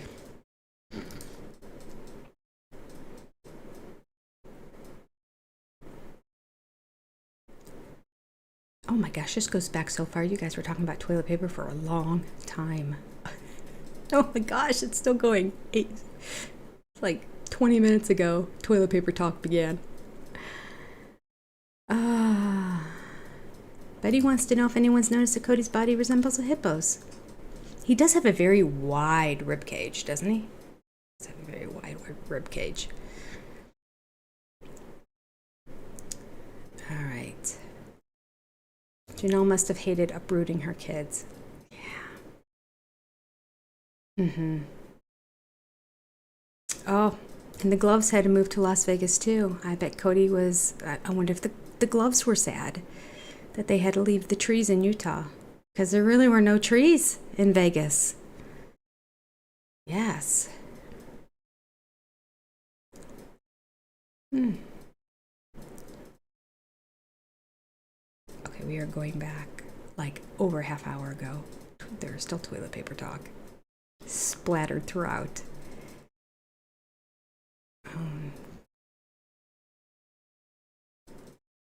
Scarlett just looked up Nick Cannon. Yuck. Yeah, he's got all kinds of baby mamas. He's got a lot of kids going on there.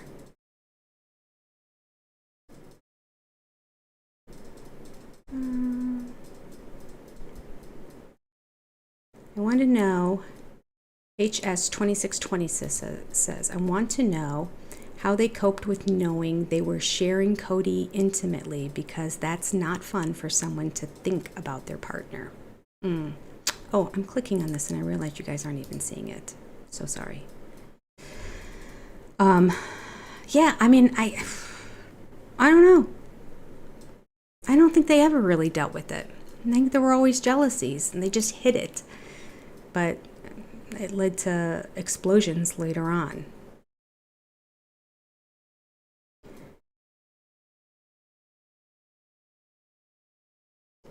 Yeah, remember, Jin points out that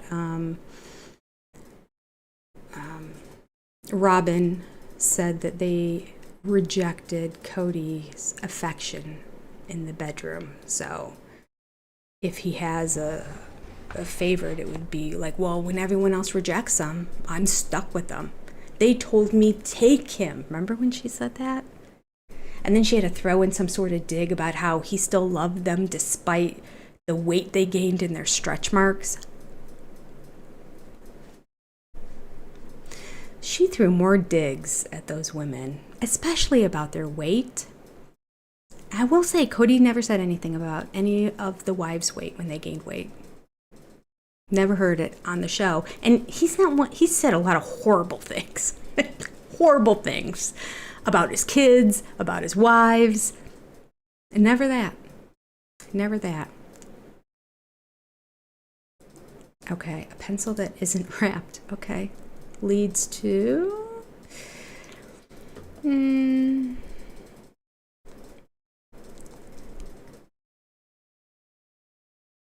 sharing of the pencil. Ew, vomit. Janelle has alluded in the past that she and Cody had quite an active sex life. She has. She's come out and said everything was really good in that area. So, boo on Robin. I think Robin was just projecting. That's what I think. I don't think Cody ever said anything about it, but I think she was trying to make her sister wives feel bad about herself. And because she's so vain herself that she probably assumes that her body type is what he likes. The wives were all beautiful women. Scarlett, I love you all. No one watches this with me. Isn't that the truth? No one watches it with me either, Scarlett. That's why we're here. We have each other. And true, Nick Cannon can afford all of his kids.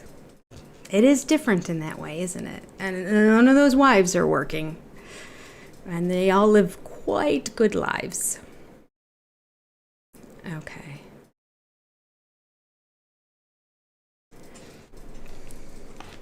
Good point, HS 2626. Real meditations takes more than just letting everybody talk.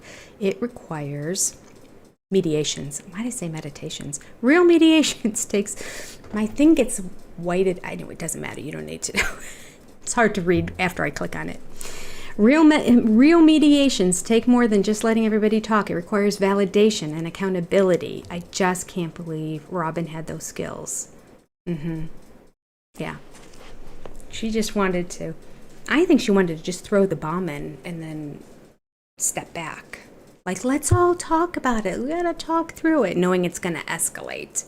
Like, we need to work this through. No, how about take a beat? And then let them work it through. And then you guys work it through. We don't always have to be together in each other's business. And you don't have to keep saying, let's all bring it out in the open. I would love someday if Christine told the whole story of when the light bulb went off. Because she said that she really believed that Robin spoke Cody. She had her believing that she did.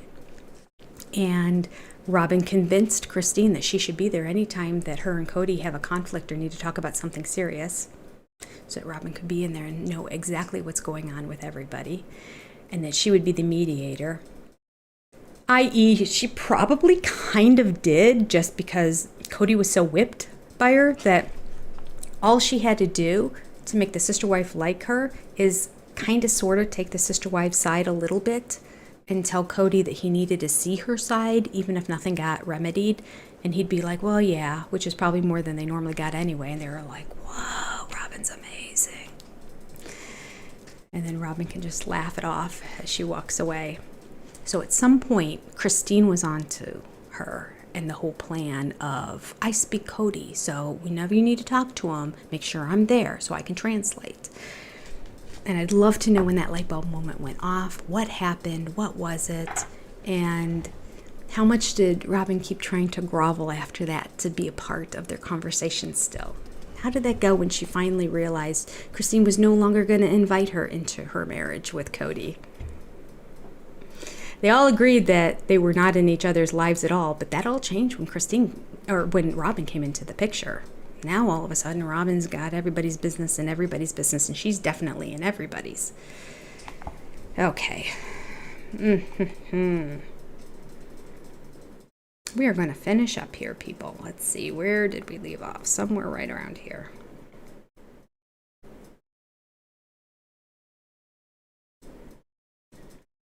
Okay, so I'll just repeat the last sentence or two and then we'll go on.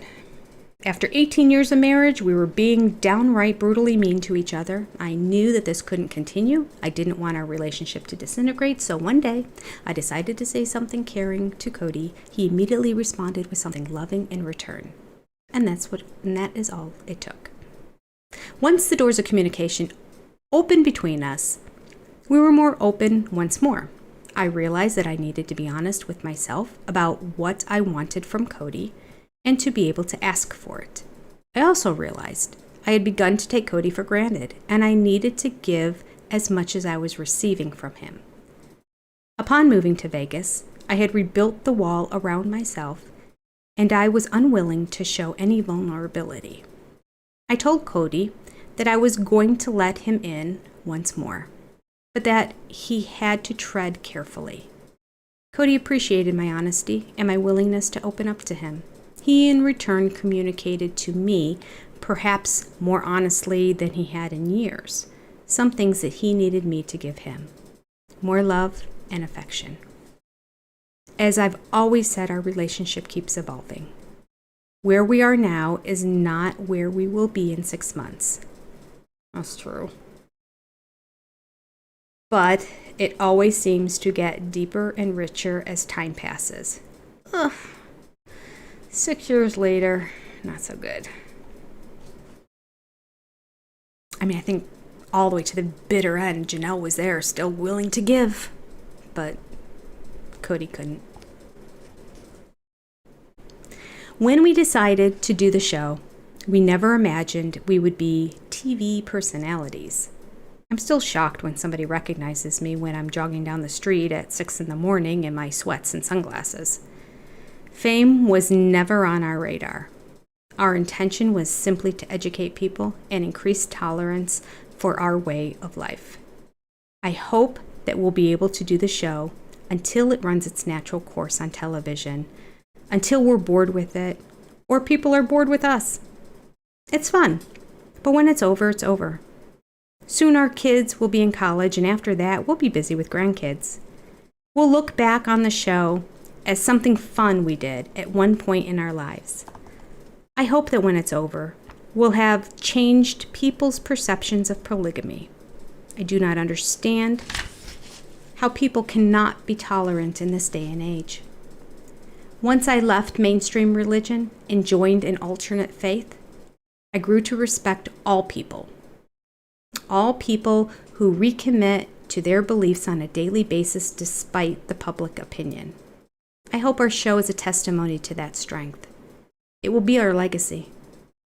Now that I've experienced what a difference it makes to talk about my faith openly, I can't imagine not encouraging others to do the same. The end.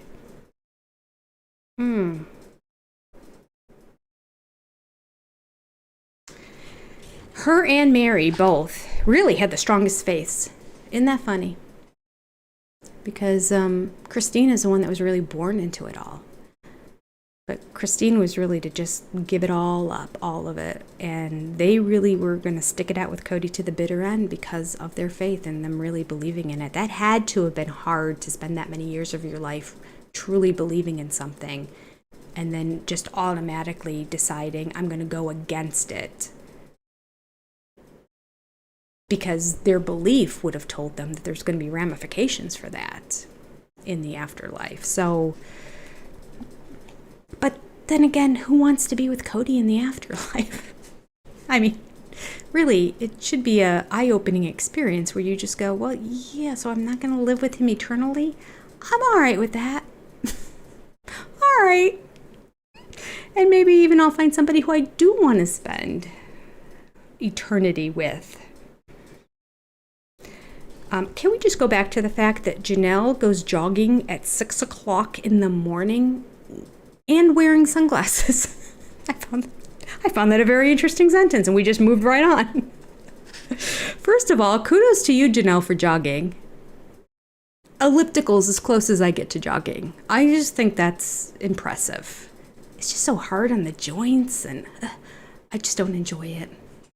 I wish I did. I have so many friends who are runners and are addicted to it and are always posting how many miles they ran and what new marathon they're doing and what awards they've gotten. And I just probably, in all honesty, am jealous. Not because I can't do it, but because I don't want to. Like, they enjoy it. So they should do it. I enjoy watching Sister Wives with a bag of Lay's potato chips. So there's a discrepancy there. Big discrepancy. I'm getting better. I haven't had a potato chip in I don't know how many months. This is my year of Jenny. I am getting on track. I am reclaiming my health. I am losing weight. I am eating right. I am exercising. But I am feeling better. So I'm sticking with the plan. All right, so good for her. She's jogging.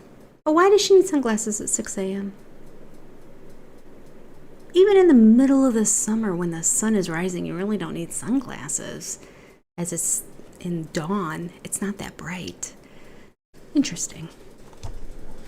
I would love a photo of Janelle jogging at 6 o'clock in the morning with her sunglasses. That would be awesome. All right. Linda wants to know, if all four wrote a book by themselves, would you buy it? Good question. Would you? Would you buy any of the books if they all went in together? like this, where they can see what the other person said. Well, they would never do that. They're not all getting along, so we can just throw that out the window.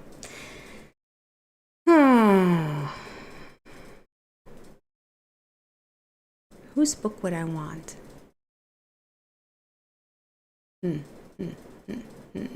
Robin's wouldn't have any truth to it, so there's really no point.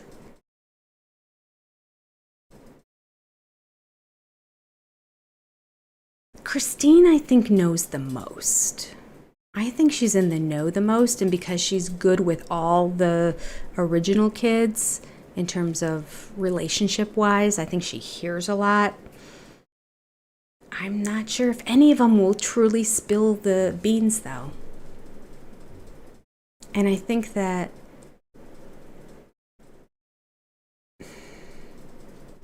the only way she would do it is if she got permission from whatever child she was writing about at that given time. And maybe they would be willing to just say, yeah, you know what? Time's gone on. A lot of things have happened. We are where we are. I don't care about that story anymore. Go ahead and write about it. And then it would be good. That would be good. Janelle has a ton of stories because she has the financial books. She knows where all the money went. So if she would ever be honest about the money, that would be an amazing book. Amazing book. Love it. I just don't know if she'll ever get herself there. You know, we've had too many years. We've had 14 years of these women lying to us. And Cody. So, I mean, there's truths in there too, obviously. But you can't really trust what's being fed to you. Now, I understand that a book would be, okay, this is all over. We no longer have a gag order. We can talk more. So, you know, maybe that's part of it. Maybe it's just, you know, TLC wanted to put out a show that people could relate to more. I mean, they did have a big juggernaut with 19 Kids and Counting. I mean, it had a huge following. All right. So they may have just decided, I don't know. It's such a hard question. It really is. Mary knows a lot too.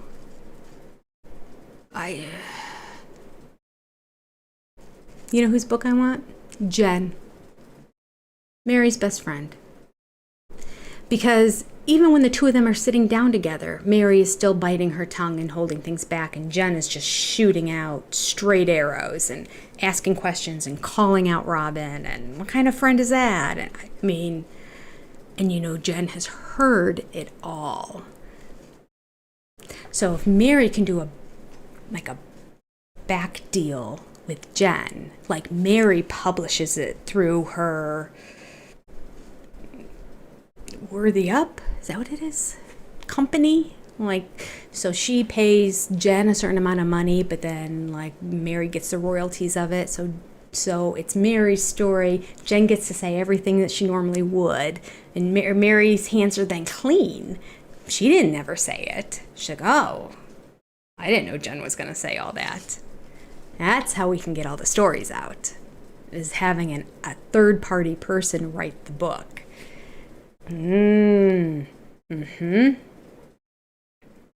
Okay, are you watching? Does anyone know Jen? Anyone? Anyone live in Parowan is watching this? Put a little note, slide note under Jen's door. We all want you to write a book. You can tell every single story Mary ever told you, with Mary's permission, of course. Mary's blessing. Mary can get everything out that she wants to say. She can tell all the dirt, and her hands are clean in the end. It's not her book, but Mary can profit off of it too. I mean, win, win, win, and win for us. It'd be great to just get to the truth of this all. We wouldn't have to be sitting here mulling it over and discussing it like we do, trying to figure out between which one's the truth and which one's a lie. Two truths and a lie. It's like we play that two truths and a lie game every time we get together and talk about this show. Oh, yeah, that's true. Somebody was saying having Jen and Mary do a rewatch together. That would be great. That would really be great. I would love it. You know what might be great too? Who else? Robin's kids, if they got to watch it without Robin around, they got to sit back without any influence at all, and they just got to sit and watch it and see what everybody's saying in the talking heads. I think it's going to be very different what they hear from the kids, and especially the other wives, than what Robin told them people were saying about them. Because everyone always said that they liked Robin's kids. But Robin is constantly telling her kids that nobody wants them around. All right.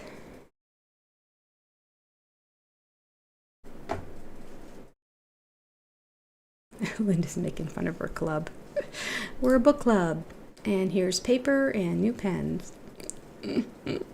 Kathy, I love Jen. She's great. It'd be so great if she was on this upcoming season, or at least the one after that, because I know the season was already in the can. I don't know how they're going to edit it after what happened with Garrison, but it was supposed to be done, and I think they were shooting the next season at the time of his passing, so I'm not sure what they're doing with all of that now.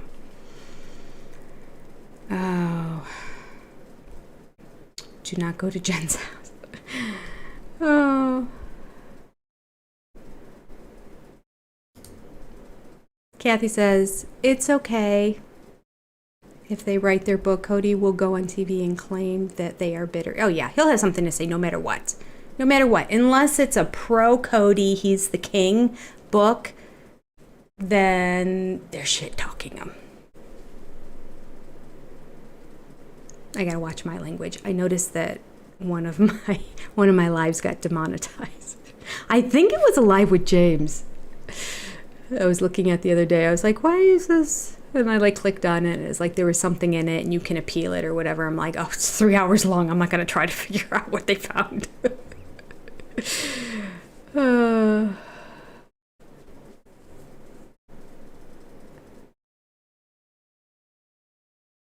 Okay. I would trust Logan if he wrote a book, maybe Gabriel too. 100%. I don't think the two of them ever would. But yeah, Logan, he's seen it all. He's been there for all of it. But yeah, I don't think he would ever spill the beans. Gabe would before Logan would. And Gabe, what a book he's got to write, right? He's been through the ringer. He really has. That poor kid. Such a good kid, too. Mama Squirrel has the title of Robin's book. Here we go. The Collected Wisdom of Robin Brown. The one-page book. It's a poem. It's a haiku. Oh, goodness. That's true. We don't know what's going to happen when the NDAs expire. But well, they're being respectful of their parents. I was going to say, the kids don't have NDAs. McHelty's come out and said it.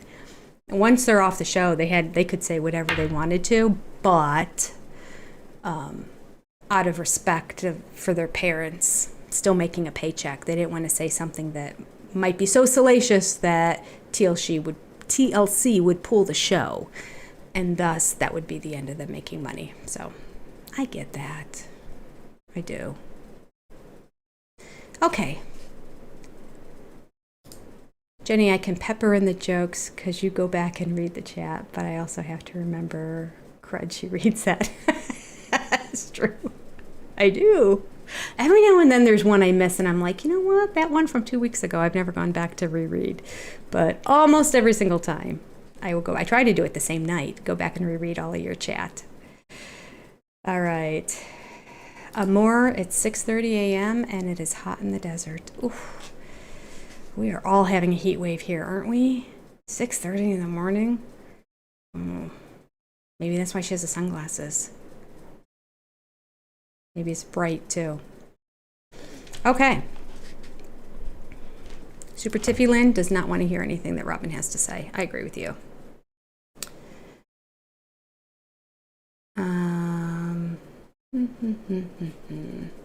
Yeah, Linda. It is the year of Jenny. Everybody, it's the year of Jenny. Pull yourself together. This is what I'm telling myself in my head. I have that woman's health doctor who's helping me kick my butt. Went out, printed my living will and my power of attorney, which I've never had. I'm sure all of you are like, what? I did that 25 years ago. Never had one. And we had to complete it for my husband's knee surgery. So I went and printed out all 24 pages today to do my own. Because if I go back to my doctor one more time and I don't have it completed, she will have my neck. She's tough, but she's getting me to do what's right for me, so I love her. It's a love-hate relationship. Okay, let's go ahead and find our quote. Kathy, James made you cuss, and I smiled. Yeah, that was just last week, wasn't it? This last one? That'll probably be demonetized too. I slipped. Yeah, we got heated in that last Sunday one. So many crazy topics. Okay.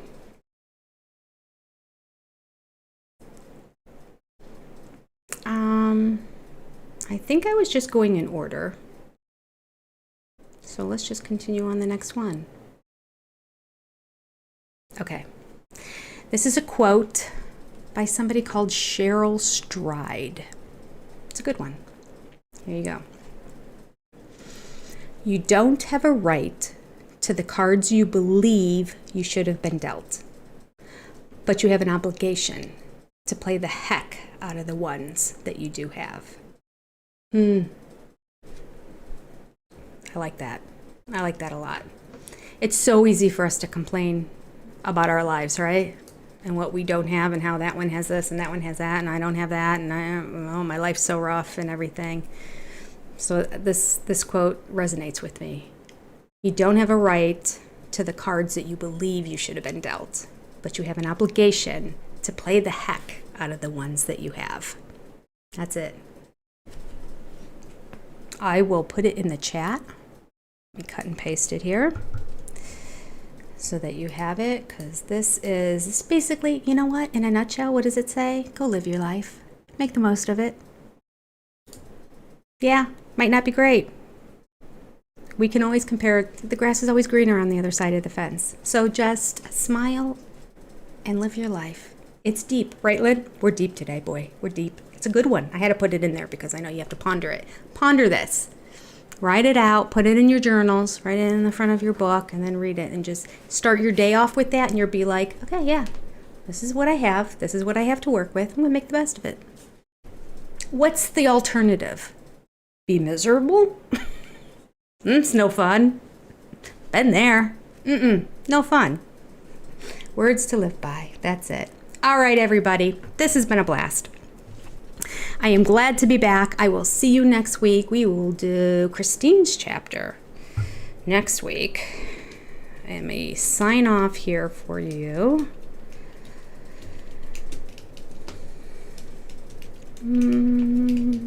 Goodbye, all my lovely sister friends. Take those words to live by.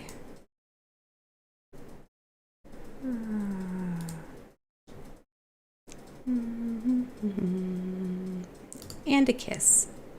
There we go. A kiss for you all. Thank you all for coming here live. I appreciate you. And if you're watching it later on, thank you for watching it too. And for those of you who say you come to the live and you go back and rewatch it again, bless your heart. Everybody have a wonderful week. There'll be a video coming out sometime before next Thursday, but we'll be back here again next Thursday, 7 p.m. Eastern Standard Time. And also 7 p.m. Eastern Standard Time on Sunday night. I'll be joining James again, and we'll be doing the next chapter in this book too. We're starting kind of from the beginning with him, so we're a little further behind than we are in here, which is good. So there's not so much of the same talk throughout the week. All right. Blessings to you all.